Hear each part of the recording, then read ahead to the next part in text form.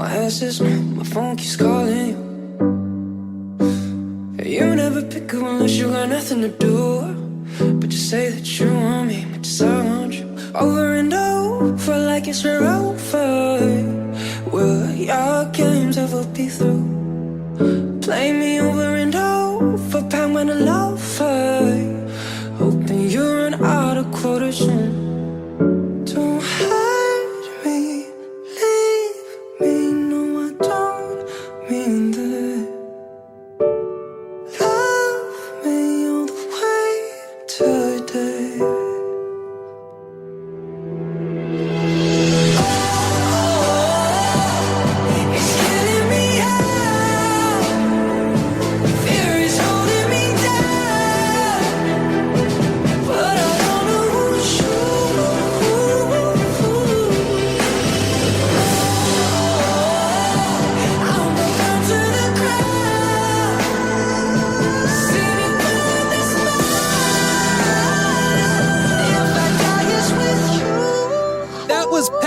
By eaJ, and I am more than excited to have him in studio with me right now. What's up? Yeah, you're here. We finally got it to meet again. From the group chat to the studio. From the group chat to the studio. Oh my goodness, you guys are wild in that chat. Oh, it's so much fun, and dude, congratulations! Since the last time I've seen you, it's been a whole different world of music for you. I saw you for the first time play with Day 6 at the Novo. Yes. And dude, that was one of the most insane shows I've ever seen. And then, I watched your 88 Rising performance, Head in the Clouds.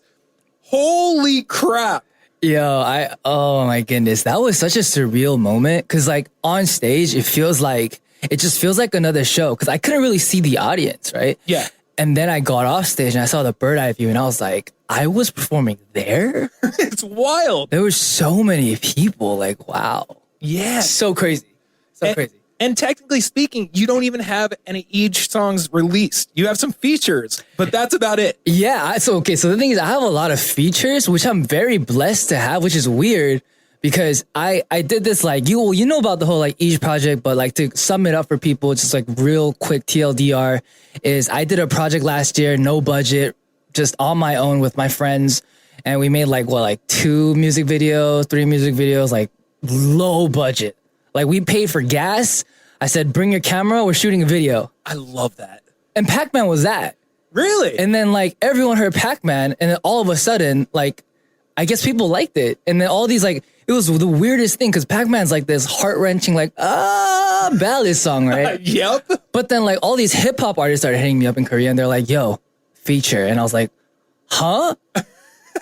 Why? But it was dope because I love hip hop. Yeah. I love hip hop in Korea. So like cats like DPR or like even some other people that are coming up, like they would hit me up and be like, hey, let's do a collaboration. And so I just thought that was the sickest thing.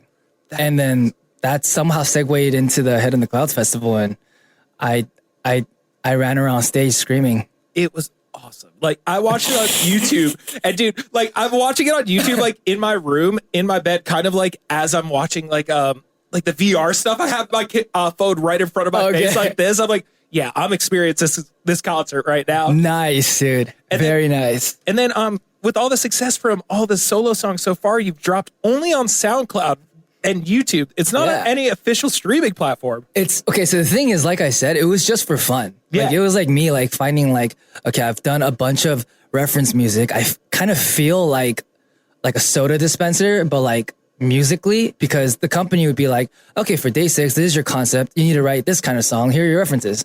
I'd be like, okay, roger that. Beep, beep, boop, boop, boop. Here you go. You know, it was that type of deal. And then like, I realized I didn't know what I wanted to do. You know what I mean? So I was just like, what kind of fucking music do I want to do? Like, I'm just like, and then it was just for fun. So I started doing it. And then that got me into like this rabbit hole of not knowing what I want to do even more because I kind of just like, I realized I like good music. Yeah. And I'm trying to figure out how I can make good music still. You know what I mean? Exactly. I think you found the formula. I'm no scientist, chemist, or musician, but I think you found the formula. I don't think I'm there yet.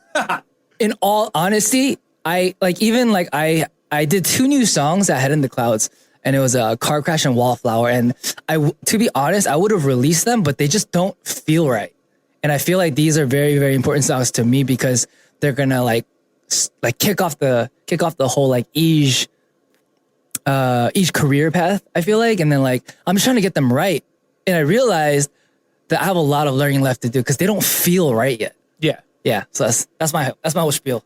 I feel you. And now with that, did you see a live reaction? Because you started this project basically dropping in January 2020, which left you zero time to play anything live and see any live reaction. It was not the best year for live performances, yes. Yeah. So now after all the hard work and just seeing it just pick up online, being able to just hop there and see the reaction, has your opinion changed on some of the music and some of the songs you have done? Yeah. Obviously in a positive way, because I saw everyone's reaction. Like, I did not expect that kind of reaction or even that kind of turnout. Like, to be honest, because I know everyone's like either like busy on their grind or, you know, like the COVID thing is starting to calm down, but it's still kind of like rap, you know what I mean? So like, I felt like the turnout that did turn out was amazing because I was just like, wow, you guys really pulled through. You know, like I saw a lot of people in the front and like people were holding signs for me. I was like, damn, I thought no one was going to know me. And I was going to have to like somehow convince this audience that like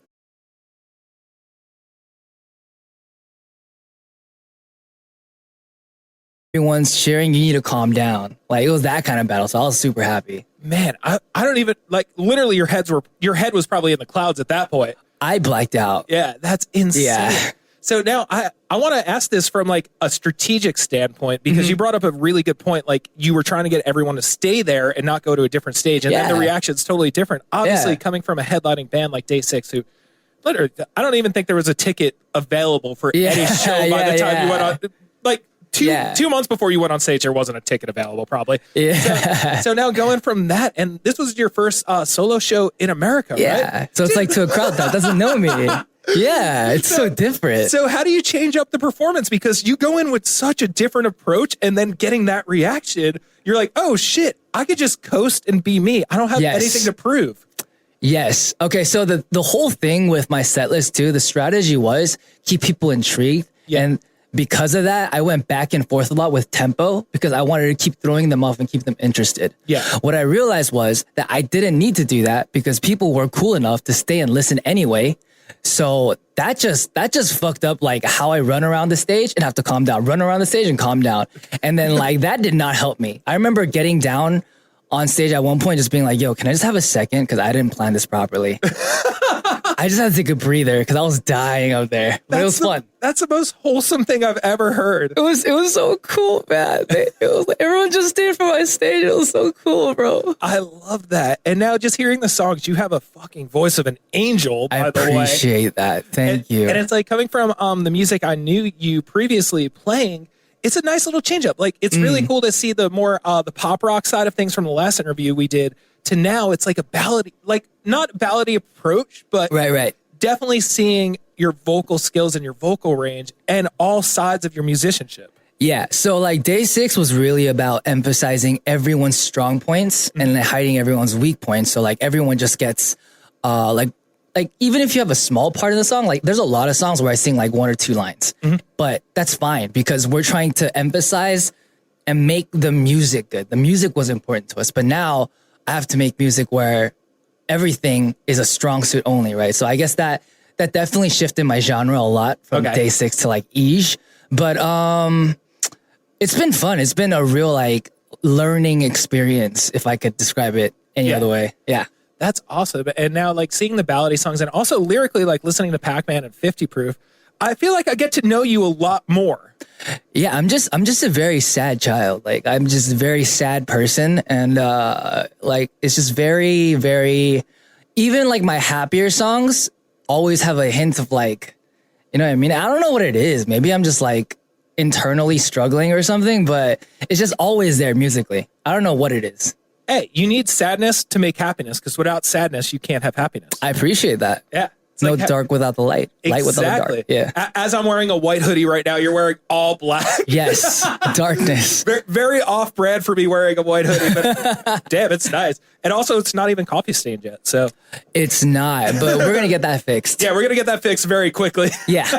Yeah. We're going to pre-stain this bad boy.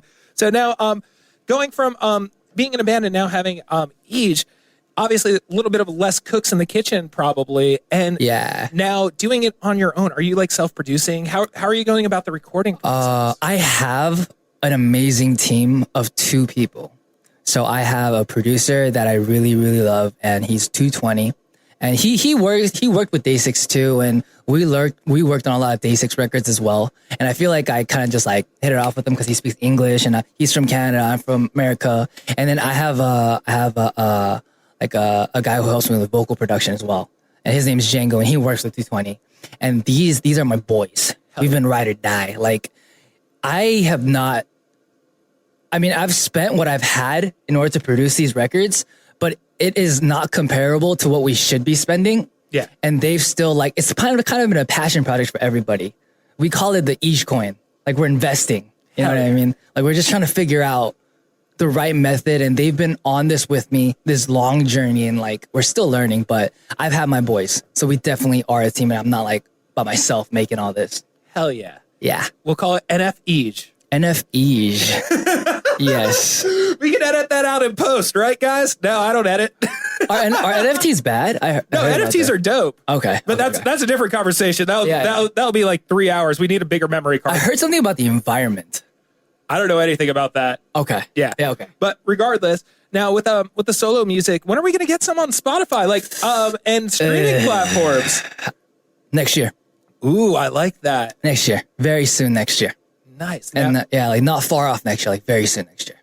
Now historically speaking, I don't know the word I'm trying to use. I didn't really finish the college, but you have no music officially out, but you play a stadium for your first show. That dude, isn't that weird? Like I know it was a festival and I wasn't like a headliner, but I feel like I had a really good time slot. You were on the main stage. Yeah, main stage, 6:30 p.m. Of like the Rose Bowl. Yeah, and it was full. It was packed. Like The it was sun so down. dope. You had production. Yeah. You had smoke. Yo, big shout out to like my staff there though, because like we had Steven, my boy Steven on the sound. Like he was making sure everything was good. I had Teg, I had my band, I had Jay, my bandmaster. I even had I had 2 company people come with me. And he's, I don't know what you call it in English, but he's the 팀장님 in Korean, so like the team leader of like of a certain squad. Okay. Of my company JYP, right? And on like 3 days before the show, we were like exchanging emails with Golden Voice and Lobby Call and all that, and we were like figuring out how to like get this backdrop, like this LED situation situated. And then my tour manager was like, "Oh, we never thought of that. Like we don't really have anything ready. I think we'll just go with the black screen." And then my 팀장님, my team leader, he pulls through. He's like, "Yo, I used to VJ. What's up?" So all that during the show was just live impromptu that he's never done. Wow. We didn't even have an on-stage rehearsal. So it's like, he just came through so clutch. Damn. It was so sick. It was so dope to like have a team. Yeah. For once that like did everything together and really felt like everyone was contributing, and it felt so fucking good. That's awesome. It was awesome, bro. And it's just like, even not even being physically there and watching the performance after, you just like felt that connection of everything's going right. This was meant to be. And this is the first of many performances. You know, you played a little early this time, but I would feel like next time could be a little later. Maybe, but I am happy with that time slot. I will take that time slot anytime, any day. Exactly. Like, that was not an experience I would trade for anything, honestly. Hell yeah, that's awesome. And now you have dope features with artists like Max, one of my favorite artists, one of the most gifted vocalists and dancers out there. Max, and just a ray of sunshine. Max is such an awesome guy, dude. His baby is so cute. So cute. I just can't get over it. Him being a dad is like so surreal though, because he's the same age as me. Yeah. And every time I talk to him, like we'll FaceTime or like we'll audio or whatever, he just feels like so much more of an adult than I am. I got the same vibe when I met him 6 years ago. I'm like, yeah, we're the same age, but oh my God, you are so much more mature than me. I'm like chugging a Bud Light in your backyard. Yeah, like how does he? I don't know how he does it. Like he gets to that. I feel like he's had his epiphany in life already. He's already reached like a state of like almost nirvana, where like he understands who he is as a human being. You know what I mean? So dope. So much respect for Max. Love him. Love Max. And then also you have other collaborations too. We cannot forget about. Of course. You could shout them out because I will butcher them and forget about them because I'm not you. good at my job. I got you, brother. Well, I have some unofficial stuff on my channel with Huddy. She's amazing, super talented. Keshi, everyone knows Keshi. Even like DPR Live. This guy was a guy like that I highly respected, even as a trainee before I even really got into the game in Korea. And then like this guy hits me up. He's like, "Yo, I dig your music. Let's do a collaboration." I'm just like, "How do you know me?" You know what I mean? Like, well, I mean, obviously we got introduced through like Twitter, and like we eventually got into like, each other's DMs like that. But like, it's like, how do you have the trust in a random K-pop kid Yeah, to be on a track with you? Because that's a cosign. that's right? huge. A cosign is almost like, I trust this guy. This guy has my signature for his music, and I authenticate him. You know what I mean? Yeah. And that's a big deal for me, because my whole thing is, because of my whole like high school experience and how I wasn't the most sociable kid, respect is a huge factor that plays with me. Yeah, And more so monetarily. I mean, obviously having money and being able to like live without worry of where I'm going to be the next day is amazing and a blessing in itself. But having respect is even more so important to me. And they showed me that, yo, I respect your music. He actually went through my catalog, and it was just awesome. I just thought it was dope. that's awesome. Yeah. Well deserved too. I appreciate it. Thank you. You work your ass off between the streaming and everything. I need to work harder. It's like the one thing I can always guarantee if I refresh Twitter, you're doing something. Yeah. No matter what time it is, you're doing something. I need to work harder, man. I need to work harder. Hell For yeah. sure. Now, I know you have awesome taste in music, and that's really what we bonded over the first few times we hung out. Oh, yeah. So I want to know, what are you listening to right now? Oh, man. I am not going to lie. I have been a little bit more entranced, I would say, into the mainstream songs. Okay. I'm trying to figure out the formula. Like, what's the algorithm? You know, there's an algorithm for YouTube. There's an algorithm for Twitch. There's the algorithm for every platform. What is it for Spotify that makes people, you know, listen to the song, makes it pop? I think Black Bear. Is he? Black Bear Black is Bear's so... the answer. Yo, he's sick. He's so good. He's so sick, bro. Well, I can't even, do you know him? No, I don't. Oh, I was about to say, that'd be dope if I could like somehow like, you know what I mean? But like I've been trying to figure out the algorithm, I think. Yeah. And, you know, just listening to like top 40 music over and over, just having that list on, seeing who the new up and coming artists are, like in the new viral top 50 or whatever. I've been studying Spotify a lot, and I've been trying to figure it out, and I still don't understand it. I just need help. Somebody help me. Like, somebody help us. I need help too. us. Exactly. Because the Korean game, like day 6, we hit #1 now. Like we figured it out, you know, like every time we come out with the song, it hits #1, and we're so thankful to our fans for that. But I feel like that's a lot of fan power in Korea, right? Yeah. But America just feels like a whole different game. Yeah. So I need some help. Somebody, please. Somebody help him. Please. You. I'm pointing at you. Yeah. Please. You. I would appreciate that. Amazing. eaJ, thank you so much for coming by. I really appreciate it. Now, how could everyone keep up with you? It's the Twitter, the Facebook, the Instagram, the YouTube, the SoundCloud. I feel like I'm the most active probably on Twitter. If you want something a little bit more formal, it's probably the Instagram, but it's just not as frequent because I feel like Instagram is like artist, and like Twitter is just me being a dumbass. So that whichever side you want, you can choose. Hell yeah. Awesome. Thank you so much for coming by. I really appreciate it. Congratulations once again on playing your first solo show ever in a stadium. Yeah. Your debut show in a stadium in the Los Angeles area. Fucking unbelievable, man. Thank you so much. You're doing it. Thank you so much. I wanted to say you did it, but I know there's so much more ahead that technically you did do it, but you're doing it. I'm going, brother. You're up. You're going up. I'm going. Amazing. I want to play one more eaJ song for everyone out there right now. Which song do you want me to play? Did we do 50 Proof or Pac-Man in the beginning? Honestly, this conversation's been so good that we'll just play whatever one we didn't play. That one. Do you still wait till sunsets? Eat home alone, watching the moon rise, asking on and on. What's going on?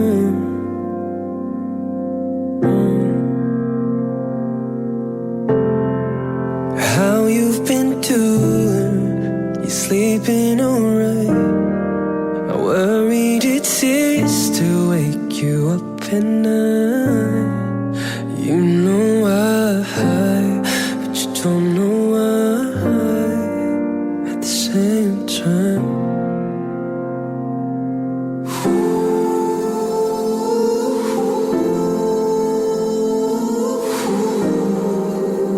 Hold you on, you're 50 proof high. Been worried all night, wondering all night who loves you now.